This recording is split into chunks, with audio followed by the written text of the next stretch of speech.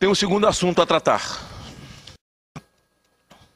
Esse assunto é as páginas amarelas da Veja, desse final de semana, que traz o pastor Silas Malafaia. Num país que discrimina evangélicos, uma massa, que hoje pensa, não é mais massa de manobra, mas mesmo assim é discriminada, e penso até que uma justa razão faz com que as pessoas, os meios de comunicação e os políticos, e aqueles que têm poder, discriminem esse povo. Eu acho até que eles têm razão, porque esses pastores e esse povo vive pregando tráfico de droga, é eles que incentivam o pessoal a roubar, a fumar crack, são os pastores, eu já disse aqui nessa tribuna, os motéis, as revistas pornográficas, tudo pertence a eles, os bordéis, a sacanagem da estrada, tudo pertence à igreja, a cachaçada, os alambiques, os uísques caros na madrugada, né? Como é que fala? Os vinhos caros, desse que Cachoeiro dava pro pessoal aí, o Cachoeira dava.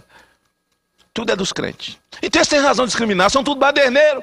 Onde vão, quebra, faz saque, rouba carga, quebra a loja, rouba o mostruário. Então tem toda a razão de discriminar crente. E Silas Malafaia está aqui nas páginas amarelas da Veja. Eu nunca vi um crente lá não, estou até feliz da vida. Mas é um homem de posição, que não tem medo do debate, não tem medo do embate. E, por suas posições, o Silas está aqui. E fala a verdade o tempo inteiro. Fala de um evangelho de poder, que transforma, que muda a vida das pessoas. Do evangelho de Jesus, que tem poder para curar, tem poder para levantar, para erguer. Do evangelho que cura, que enxuga lágrimas, que faz refazer a vida, que mostra caminhos. De um Deus que dá alternativas de saída para o homem. Embora estendendo a mão para aqueles que precisam fazer a sua parte. Não é evangelho onde você senta esplendidamente numa rede e Deus vai fazer tudo por você se você se submeter a alguns sacrifícios. É preciso que você, no evangelho verdadeiro, faça a sua parte. Deus põe 70 na mesa. Você precisa se esforçar para botar 30, porque aí faz 100% e você realiza o seu sonho. Deus é um Deus ajudador. E ele fala desse evangelho poderoso que tem mudado a realidade do Brasil. Um evangelho poderoso que onde se planta uma igreja tem menos tráfico. Aliás, as igrejas, elas são ex alguma coisa. As igrejas evangélicas no Brasil são ex alguma coisa. As igrejas estão ex cheias de drogado, ex-prostituta, ex-assaltante, ex-quebrado, ex-desiludido, ex-suicida, ex-desesperado, ex-remédio controlado, ex alguma coisa. Você entra numa igreja evangélica, está cheia de ex alguma coisa. Alguém que veio de algum lugar. De uma confissão de fé que não respondeu pelos seus problemas. E o evangelho o alcançou. Então a igreja está cheia. Aí eu fico pensando que se esse povo ficasse tão triste, revoltado com o que falam, com o que discriminam, vamos fechar as igrejas todinha. Silas Malafaia. Vamos propor que feche tudo. Baixe as portas de tudo, senador Romero. E fala para esse povo, volta todo mundo para o lugar de onde vocês saíram. Milhões e milhares nos guetos, no crime, nas ruas. Avassalando a violência do país.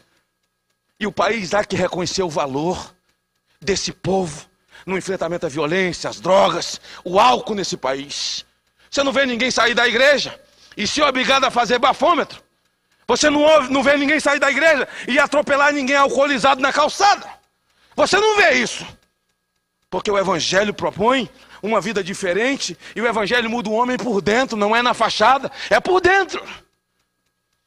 E é mais ou menos isso. Não esconde a realidade aqui do seu ministério. Fala absolutamente claro. Não de um evangelho de prosperidade. Que você se sacrifica e Deus te dá. Não. Até porque prosperidade, a mulher mais próxima que eu já conheci na vida, a mais próxima, a criatura mais próspera que eu conheci foi minha mãe. E morreu ganhando meio salário mínimo por mês. Aí fala, mas como é que a mulher era próxima, próspera e ganhava meio salário mínimo por mês? Que prosperidade é essa? Prosperidade é casa na praia. Prosperidade é BMW. Prosperidade é dinheiro na caixa. Prosperidade é apartamento novo. Não é não.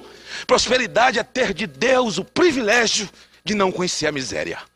Minha mãe era pobre, não era miserável. Miséria é demérito. Pobreza não. Jesus disse, os pobres sempre tereis convosco. O pobre tem sempre comida na mesa. Não é caviar. Não é lagosta, que até é um trem muito ruim. Eu nunca nem comi esse caviar. Não comi, eu só ouço falar, dizia Zeca Pagodinho. mas diz que é ruim. Mas tem coisa melhor do que ovo frito com arroz? Do que carne no feijão? Tem? Pobre tem carne no feijão, pobre tem ovo, tem carne para comer. E hoje já melhorou bem o Brasil, né? Já esquenta tudo micro-ondas, já tem fogão com 200 bocas e tal, porque melhorou mesmo. E hoje eles até debocham chamando de pobre emergente. Olha que bacana. Então todo mundo viajando para Disney, comendo nas praças de alimentação do shopping, né? E o Lula fez uma opção boa, fez uma opção pelos pobres, isso é bacana. Jesus também fez. Os pobres sempre tereis convosco. Então pobreza não é demérito. Miséria sim. Minha mãe não era miserável. Ela ganhava meio salário mínimo, mas era próspera, porque não conheceu a miséria. Ele fala desse evangelho aqui, desse tipo de prosperidade. Abre o jogo sobre o seu ministério. E aí fala de algumas coisas polêmicas também, de aborto, né?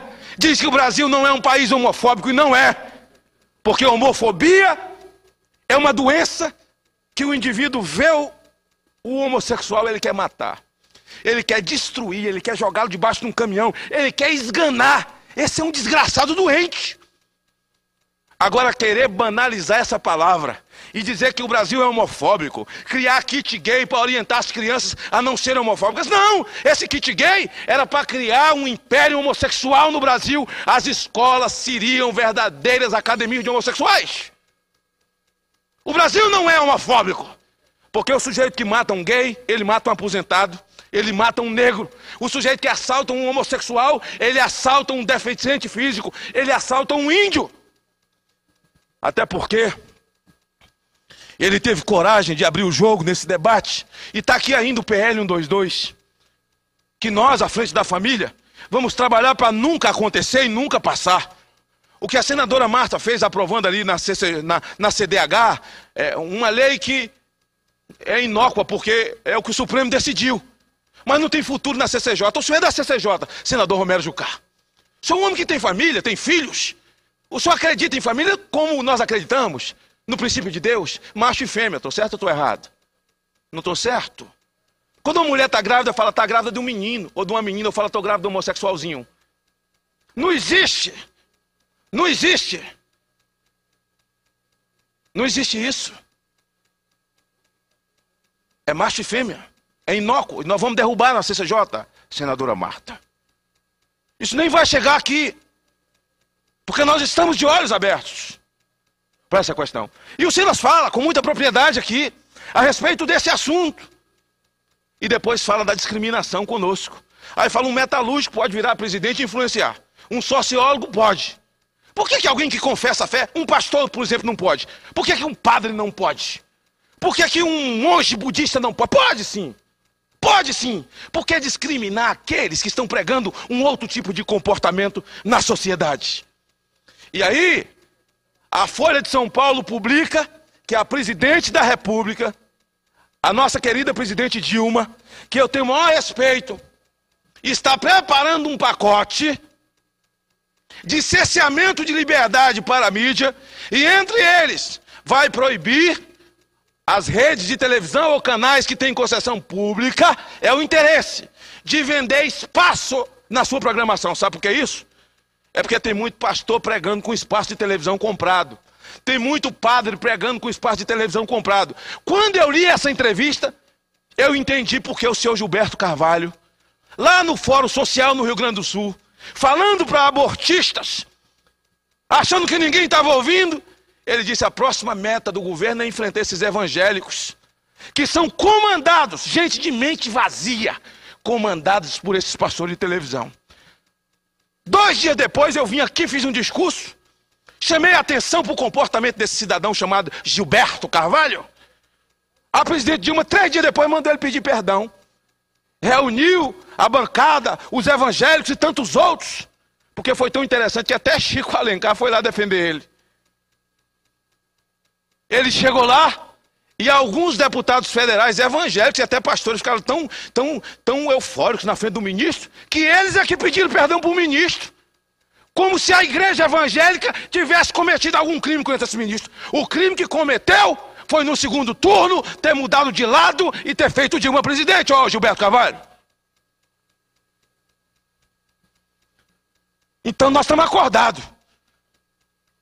No Congresso do CIMEB, agora em Belém, um manifesto foi feito e assinado por uma infinidade de líderes desse país, de denominações diversas, que vão se politizando e atentando para as manobras que tentam fazer no sentido de tirarem esses homens do trilho, ou seja, mudar o foco do que tem sido feito nesse país para transformar a vida do homem, fazendo as pessoas entender que a pregação do Evangelho é absolutamente maior do que uma obra social. Não é obra social, é o resgate que é feito por dentro, a partir do coração, não pelo exterior. É um resgate que não pode ser feito com redução de danos, que é a maior piada que eu já vi na minha vida. Que não se pode fazer oferecendo cachimbo, ou uma praça, ou crack, para que o viciado possa fumar ali mesmo, sob a proteção do Estado. É redução de danos. Isso é aumento de danos, gente. É aumento de danos. O Evangelho está acima de tudo isso. Não se pode fazer com um decreto, com uma lei. E ninguém vai mudar essa violência nesse país fazendo legalização de drogas. Como tem pregado por aí o ex-presidente Fernando Henrique Cardoso, e esse conselho que está trabalhando para mudar o Código Penal, que eu já pedi uma audiência ao nosso querido senador Pedro Tax, que é o presidente, para que receba a frente da família, para que possa nos ouvir em todos esses temas. E os caras falam, legalizar a droga, senador Romero. Vão legalizar a droga, o sujeito vai poder plantar até 600 gramas, só para ele. Quem vai fiscalizar isso? E se ele for pego com essa plantação, não será traficante. Ele pode plantar só para o uso dele. Quem vai dizer que foi só para o uso dele? Olha que engenharia mais mal feita, mais besta, que eu já vi na minha vida. O Brasil nem tem vocação, e isso nem se trata de vocação. Nós não vamos permitir que a droga seja legalizada nesse país. Esse debate nós temos que fazer. Um país com fronteiras abertas, e gente que fala em legalização de droga é porque não conhece os presídios, nunca foi num presídio domingo visitar alguém, nunca foi num cemitério visitar alguém, para ver mãe chorando em cima de túmulo de menino de 10, de 11, de 12, de 13 anos de idade, uma população carcerária de menino de 17, 18, de 20, que se envolveram com o crime a partir dessa inofensível maconha, os senhores do conselho. Nós vamos reagir, estamos prontos para reagir a tudo isso. E é isso que essa carta traz, esse manifesto lá do CIMEB, feito no Belém, assinado e aliás comandado pelo seu presidente, o nosso querido pastor Silas Malafaia, que é um homem absolutamente politizado e que merece o respeito dessa nação.